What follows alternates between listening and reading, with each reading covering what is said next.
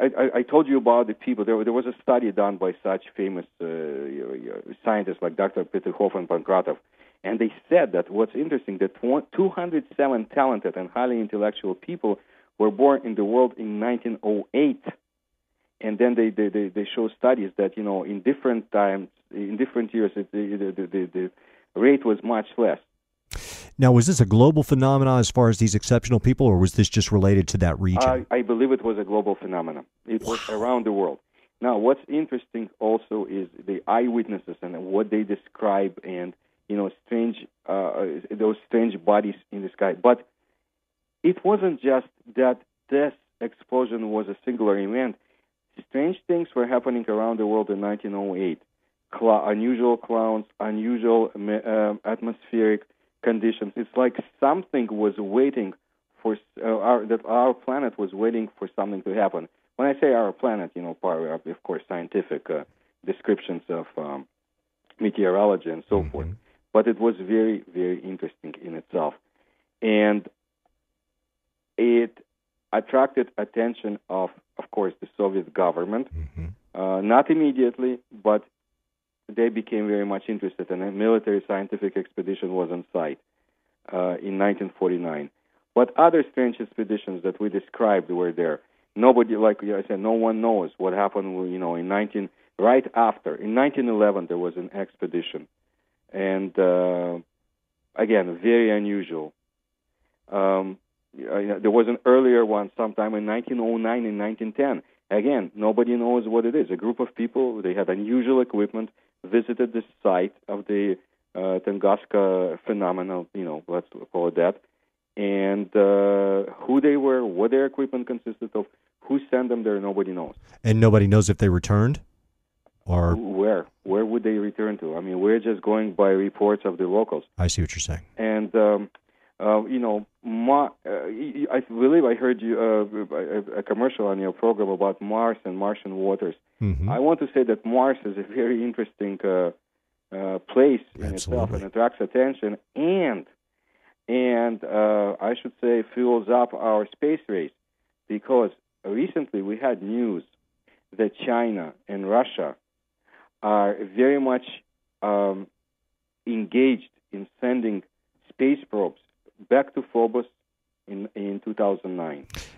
It's funny that you say that, because I wanted to bring up Phobos 1 and 2 at another point. Let me just ask you a couple more questions about Tunguska. For those of you who are not aware of this, look it up on the internet, because the devastation is incomprehensible. It's almost like a giant shockwave knocked all of these trees down. It's incomprehensible. I mean, I've heard so many different theories about. I mean, I've even heard that Nikola Tesla, had some effect, which I don't think happened. But it's just an incredibly enigmatic thing, and the devastation is so magnificent. It's just really hard to comprehend. I'll give you a quick description because you asked me. The object reached the altitude of 2.5 to 9.0 kilometers over the area. An explosion-like energy released. The trees were burning for weeks, destroyed an area of around 1,000 square kilometers. Now, ash was carried by global air circulation around the planet. It's true. I mean, you had strange effects over St. Petersburg, London, other areas. Now, they say that the mass of the object was estimated to be 100,000 tons. Wow. And the force of the explosion was 40 megatons. Like I said, 2,000 times the force of the atomic bomb. Yes. And again, there are so many inconsistencies, and people will continue to study the area, the area and what happened there.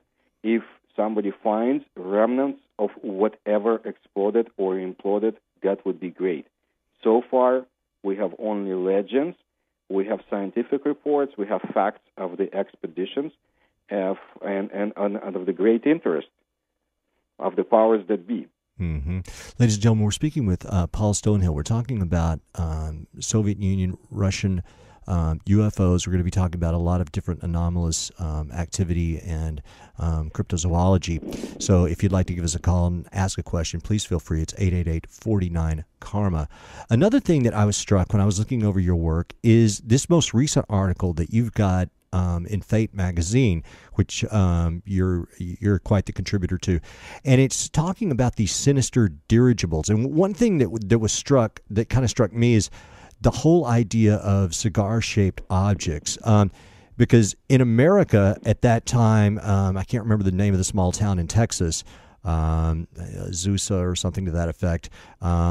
Right around, I think, the 1890s, there was the crash, which you may or may not be familiar with, in which this airship supposedly crashed into a little windmill in the little town, and there's legend that, an extraterrestrial was buried in the small town. But what's interesting to me is when we talk about airships and these cylindrical objects, is it seems like over time our views of some of these UFOs kind of change, because not only did that situation that I mentioned in Texas occur, but at that time there were actually a lot of reports of airships over America as well. And I was hoping you could kind of explain some of your work looking into these dirigibles over Russia as well. I go back to 1915 simply because I wish I had more time to devote to this. But what I see is first of all preponderance of reports that come from faraway places, and it's as if whoever is sending those cigar shaped looking craft doesn't want us to see what's going on. But because you have trained observers, military men, naval officers, and former, let's say, prisoners, political prisoners who happen to be highly trained scientists, we do see some of the effects. I'm not sure why is the shape of the craft most useful for those who are in it, or are they trying to emulate dirigibles or blimps that considering that this is what humans fly, and which I don't buy.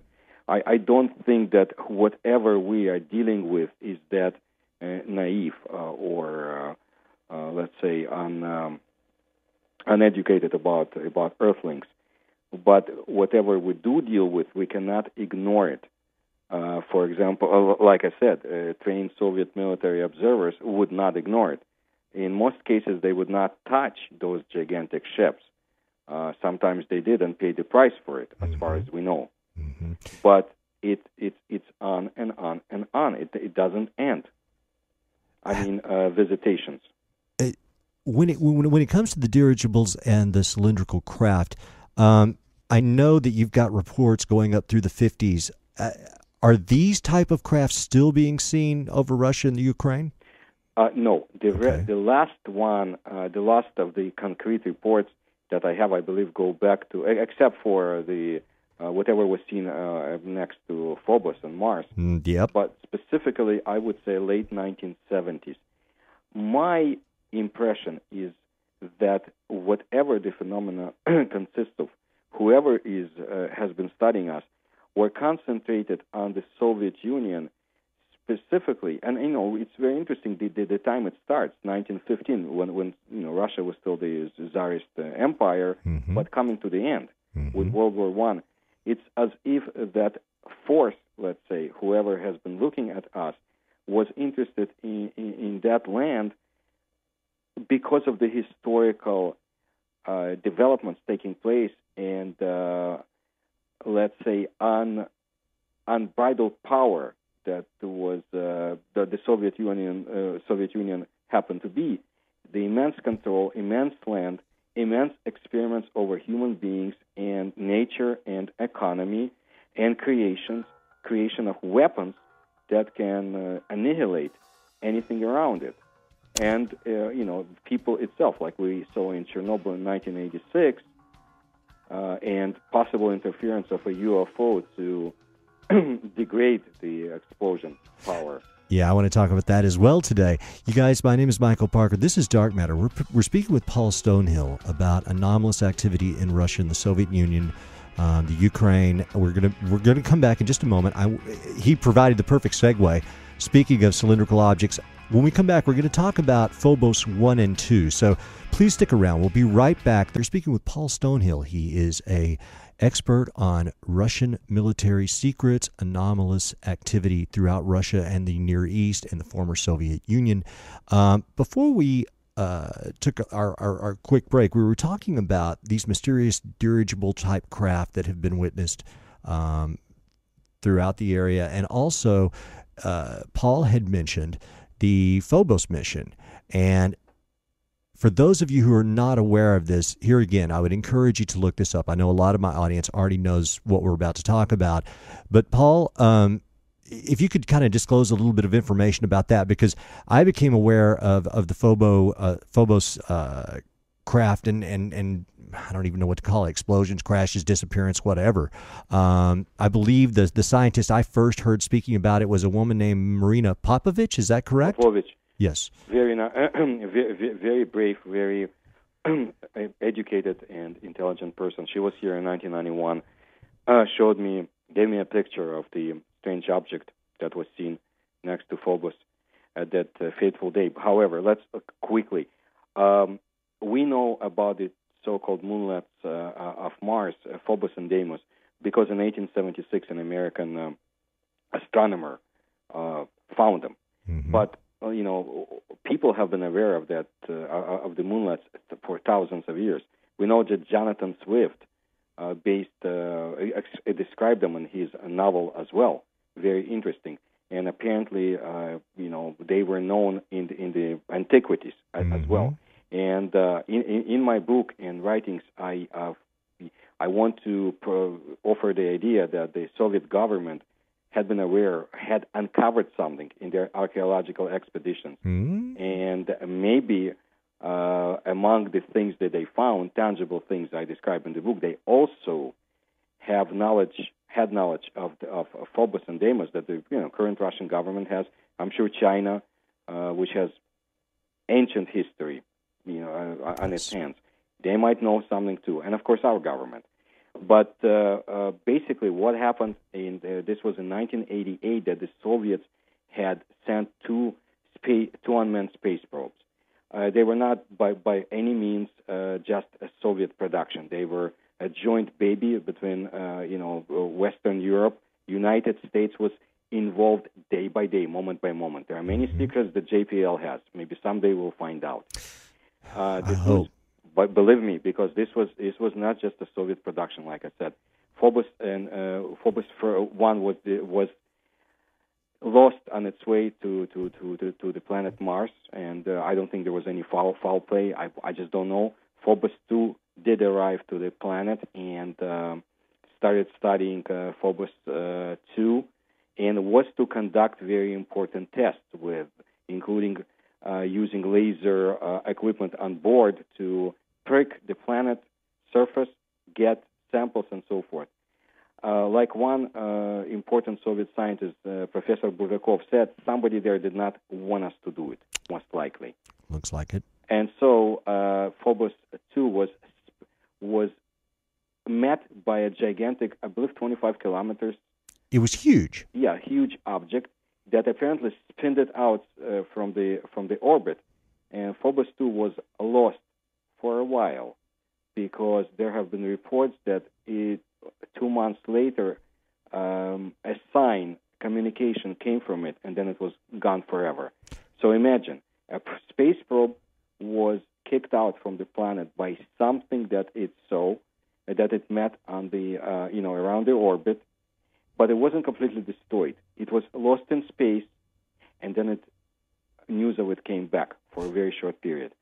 When I went through the official Soviet reports at the time, I couldn't believe it. Again, this was during the perestroika and glasnost, Yes. freedom of expression Yes. period in the Soviet history. And Soviet scientists were shocked, unabashed in their reports, and some of them said, well, maybe it was the aliens that took it out. We just don't know what happened. Right.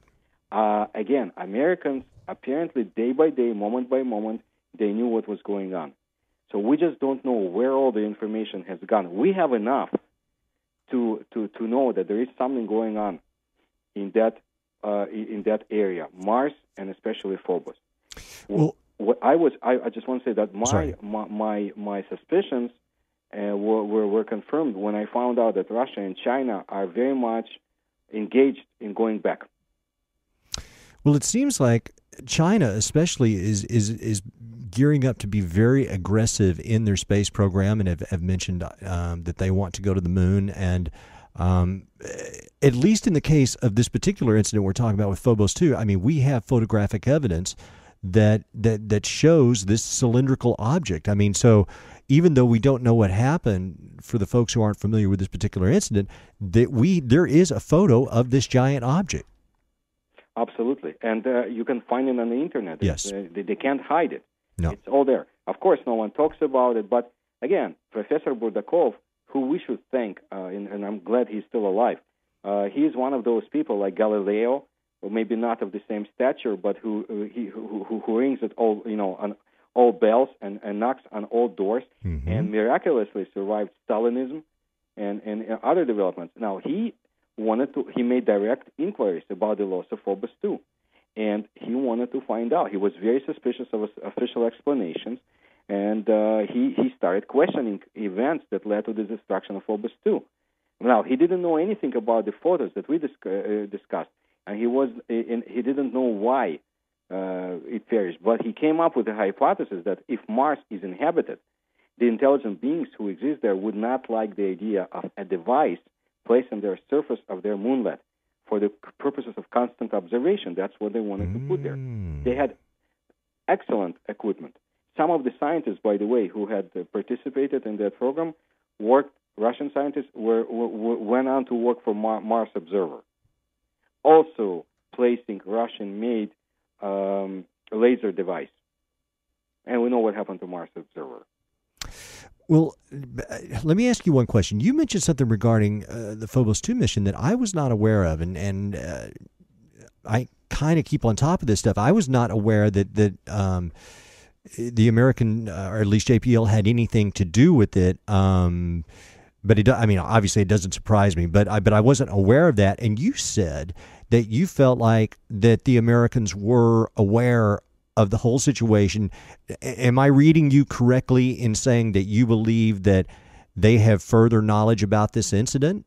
It may not be only it could be that the Russian Globkosmos space agency, not even maybe. Of course it is. Of course they know more than we do. Mm-hmm. But we were lucky that at that period of time, there was so much so-called glasnost Yes. that neither side could put it down, could keep chains on the flow of information, and that's why the Soviet media, it's there, it's all there officially, that what the Soviets thought, how their scientists were discussing what happened, and that JPL was informed of everything that was going on.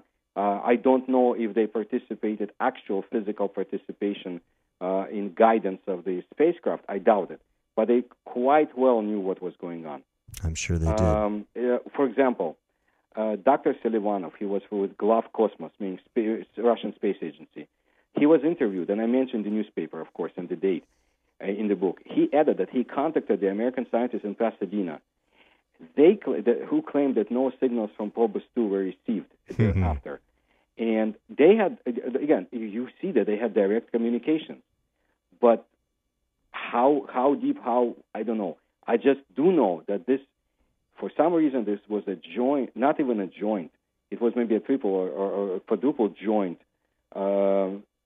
project between Western Europe, Eastern European scientists, Finland, France, and the Soviet Union, and maybe even more had participated that we don't know about. Well, now everything has changed. Now it's Russia and China, who are still very much interested in getting back to that space.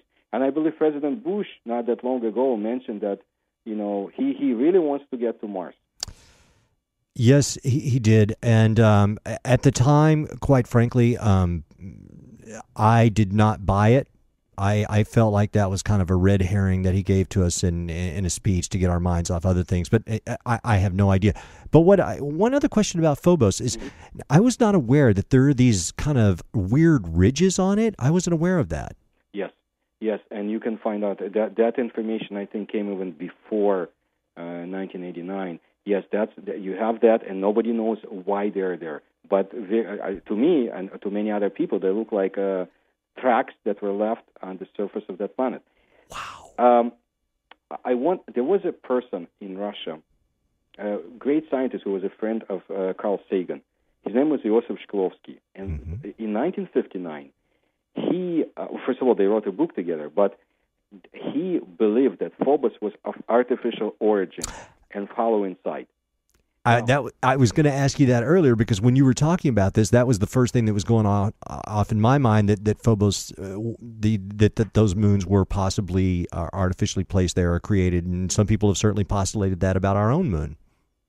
We have, as I study a lot of materials for the future books that will be published, I get Russian knowledge, let's say, of ancient astronauts and civilizations. I've been studying it since I was basically a kid.